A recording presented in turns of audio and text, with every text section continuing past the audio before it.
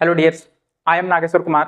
आज मैं आप लोगों के लिए मैथमेटिक्स में बहुत ही शानदार चैप्टर लेकर के आया हूँ, प्रॉफिट एंड लॉस। और इसे मैं बहुत ही शानदार तरीके से समझाऊंगा और कॉम्पिटिटिव लेवल तक लेकर के जाऊंगा। बहुत ही शानदार ट्रिक भी है इसके, है ना। बहुत ही बढ़िया तरीके से हम लोग सीखने वाले हैं। तो यार, इस चैप्टर में लोगों को बहुत ही ज़्यादा डिफिकल्टीज होते हैं। इसका रीज़न मात्र एक ही है कि वो लोग सिर्फ और सिर्फ फॉर्मूला पे डिपेंडेंट होते हैं। उन्हें लगता है कि बिना फॉर्मूला का मैथमेटिक्स है ही नहीं, बट यार वो एक्चुअली में गलत है। मेरे पॉइंट ऑफ व्यू से मैथमेटिक्स में कोई भी फॉर्मूला होता ही नहीं है। Actually formula is the intermediate step of actual concept of the mathematics. Okay, if you have concept then you can derive the formula and you can solve any problem without any formula. Okay, तो हम लोग देखेंगे कि हम लोग बिना formula का हम लोग प्रॉफिट लॉस को कैसे डील करेंगे और फॉर्मूला कैसे है उसको भी हम लोग डील करने वाले हैं। चलो देखते हैं। तो सबसे पहली बात यार, आप लोग चैप्टर के बारे में बताओ कि प्रॉफिट एंड लॉस है। तो सबसे पहली बात दिमाग में यह आना चाहिए कि जब भी हम लोग कोई ऑब्जेक्ट को खरीदते हैं और बेचते हैं तो दो ही इवेंट हो सकता है। बोले अच्छा, दो ही इवेंट क्या क्या? या तो प्रॉफिट होगा या तो लॉस होगा। इन दोनों के अलावा कुछ भी नहीं हो सकता है। बोले अच्छा, जितना मैं खरीदे और उतना ही में बेच दिए तो बेच दो, आपका नुकसान है। ठीक है, क्या फायदा? वर्क भी कर रहे हैं और कुछ फायदा नुकसान हो ही ना हो, है ना, तो कोई फायदा ही नहीं है फिर। ठीक है, तो या तो प्रॉफिट हो सकता है या फिर लॉस हो सकता है। अगर हम लोग बात करें प्रॉफिट का, तो यार आप लोग खुद सोचो एक एग्जांपल से कि अगर हमने कोई पेन खरीदा, सपोज इस मार्कर को खरीदा 5 रुपए में और 10 रुपए में अगर मैंने इसे बेच दिया तो मेरा फायदा हुआ, प्रॉफिट हुआ। अच्छा, प्रॉफिट को हम लोग गेन भी बोलते हैं। अगर सवाल में कभी अगर गेन भी दिख जाए तो समझना कि प्रॉफिट ही है। क्लियर? ठीक है, तो प्रॉफिट में आप लोग क्या समझे कि खरीदने वाला दाम से बेचने वाला दाम ज्यादा होना चाहिए, है ना। It means CP is smaller than SP. It means selling price का वैल्यू ज्यादा होना चाहिए कॉस्ट प्राइस से। ठीक है, उसी तरह से लॉस के बारे में यार आप लोग सोच लो। अगर हमने इस पेन को 5 रुपए में खरीदा और 3 रुपए में बेच दिया, मतलब नुकसान हो गया 2 रुपए का, है ना। इट मीन्स बेचने वाला दाम खरीदने वाला दाम से कम था। It means CP is greater than SP.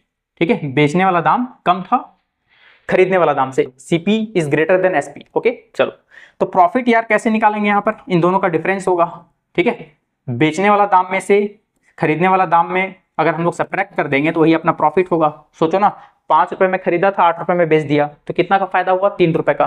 ठीक है, बेचने वाला दाम में से खरीदने वाला दाम को सब्ट्रैक्ट किया। उसी तरह से लॉस के बारे में यार आप लोग सोचो कि यहाँ पर CP is greater than SP. It means अगर सपोज हम लोग इस पेन को 5 रुपए में खरीदा और 2 रुपए में बेच दिया तो 3 रुपए का नुकसान हुआ। कैसे निकाले?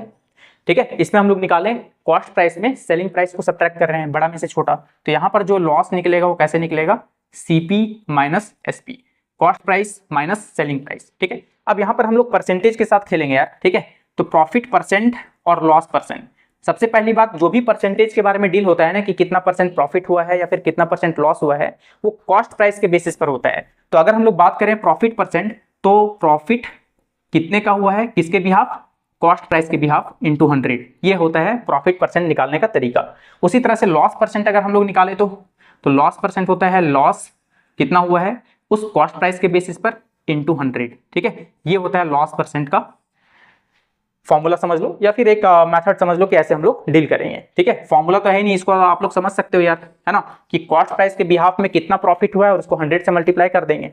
अब यहाँ पर जो है ना, एक चीज आप लोग को समझ में आना चाहिए कि परसेंटेज से फ्रैक्शन में कन्वर्ट करना या फिर फ्रैक्शन से परसेंटेज में कन्वर्ट करना। जब भी परसेंटेज हो, परसेंटेज से फ्रैक्शन में कन्वर्ट करना है तो सिंपली आप लोगों को 100 से डिवाइड देना है, और फ्रैक्शन से अगर परसेंटेज में कन्वर्ट करना है तो इनटू करना है 100 से। ठीक है, तो ये बात आप लोगों को समझ में आना चाहिए। परसेंटेज चैप्टर में भी आप लोग सीखे होंगे कि पर 100 में कितना वैल्यू है उसी को हम लोग परसेंट बोलते हैं। परसेंट सेंट का मतलब होता है 100। ठीक है, चलो देखो, जैसे मान लिया जाए अगर बोलेगा 50% कितना हुआ, तो 100 रुपए का 50% आधा होगा ना यार, 1/2। देख लो 1/2 ही आएगा। 50 परसेंटेज को जब फ्रैक्शन में कन्वर्ट करेंगे तो 100 से डिवाइड देंगे तो ये आ जाएगा 1/2। देख लो काट करके। ठीक है, तो ये रहा। तो पहले आप लोग ये कॉन्सेप्ट जो है बहुत ही बढ़िया तरीके से नोट कर लो। इसके बाद हम लोग फॉर्मेट ऑफ क्वेश्चंस देखने वाले हैं और उसका मेथड्स को डील करेंगे।